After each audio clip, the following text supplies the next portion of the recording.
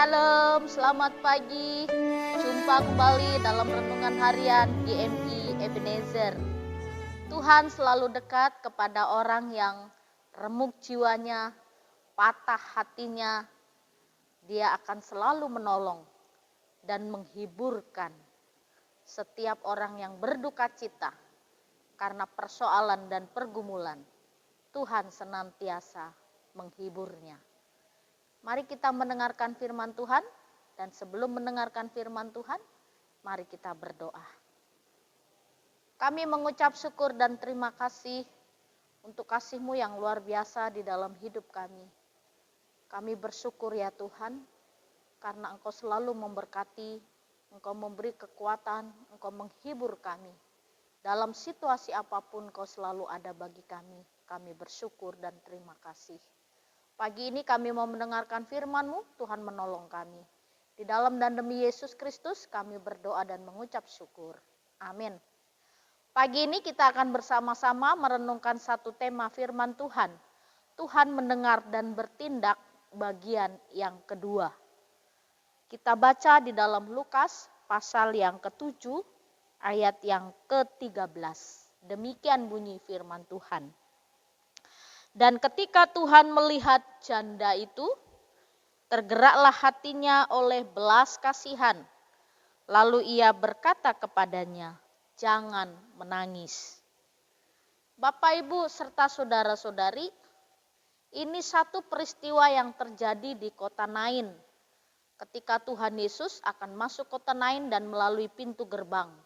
Lalu di pintu gerbang, dia berpapasan dengan usungan jenazah. Rupanya yang ada di dalam peti jenazah itu anak muda. Dan anak muda ini dari seorang ibu, ibunya sudah janda. Lalu dalam peristiwa itu tergeraklah hati Tuhan Yesus, belas kasihannya atas peristiwa itu. Dia melihat seorang janda itu terus menangis. Lalu Tuhan katakan, "Jangan menangis." Sang janda berpikir, sudah biasa orang menghiburku. Banyak orang katakan, "Jangan menangis," sejak anakku meninggal dunia. Lalu Tuhan bukan hanya berkata, "Jangan menangis." Tuhan Yesus bertindak. Dia bukan hanya menghibur dengan kata-kata seperti yang orang lain katakan, tapi dia bertindak. Lalu Tuhan membuat mujizat. Anak laki-laki itu dibangkitkannya dari kematian dan hidup kembali. Ketika dia hidup kembali, dia kembalikan kepada mamanya. Ini satu peristiwa yang terjadi di dalam pelayanan Tuhan Yesus.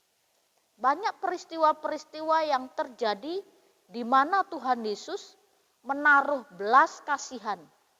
Belas kasihan Tuhan Yesus kepada setiap orang yang menghadapi masalah, setiap orang yang menghadapi pergumulan.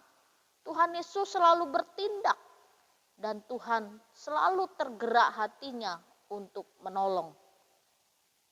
Bapak, Ibu, serta saudara-saudari, kita punya Tuhan yang luar biasa.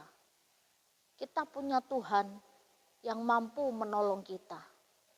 Dan kita punya Tuhan yang berkuasa menolong kita. Dalam keadaan terjepit, dalam keadaan yang sulit, dalam situasi yang serba sulit yang kita hadapi saat ini. Tuhan terus bekerja. Dia mendengar setiap seru doa kita. Dan dia juga sedang bertindak. Melakukan segala sesuatu untuk kebaikan kita. Kita percaya bahwa mujizat Tuhan masih berlaku sampai hari ini. Dan kuasa Tuhan tidak pernah berubah. Dahulu, sekarang, sampai selama-lamanya. Kasih dan kuasanya tidak berubah. Oleh karena itu, kita semakin percaya kepada Tuhan bahwa Tuhan Yesus mendengar setiap seruan kita. Dan Tuhan juga bertindak untuk menolong kita. Di dalam setiap pergumulan, kesulitan yang kita hadapi, Tuhan selalu bekerja. Dan Tuhan selalu bertindak supaya kita tetap dihiburkan.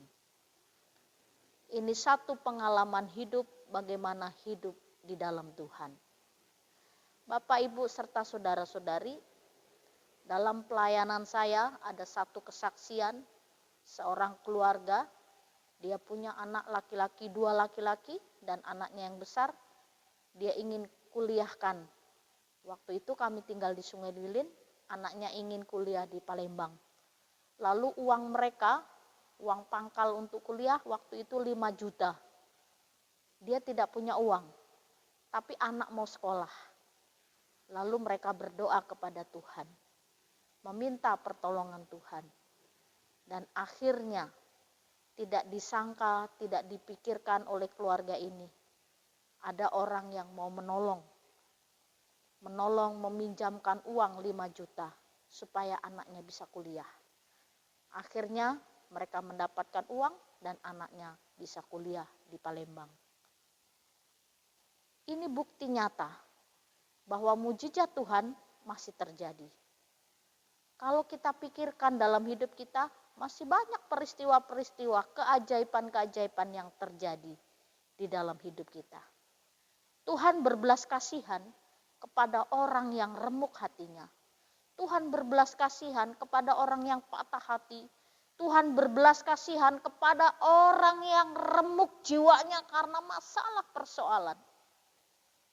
Dan Tuhan menghiburkan orang-orang yang mengalami kedukaan, pergumulan, dan masalah hidup.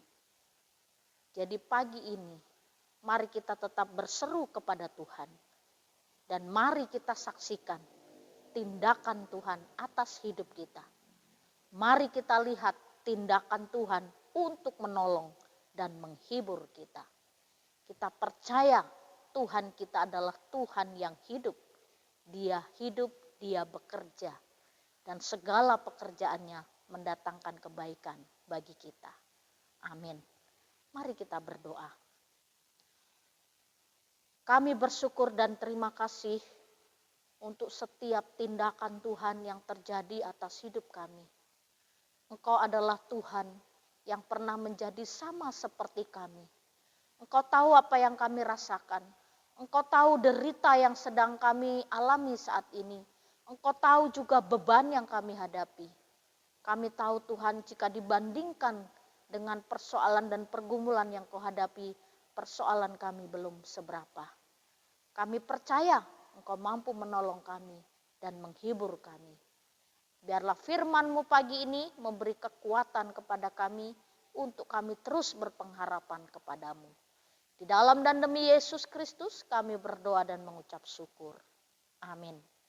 Selamat pagi, Tuhan Yesus memberkati.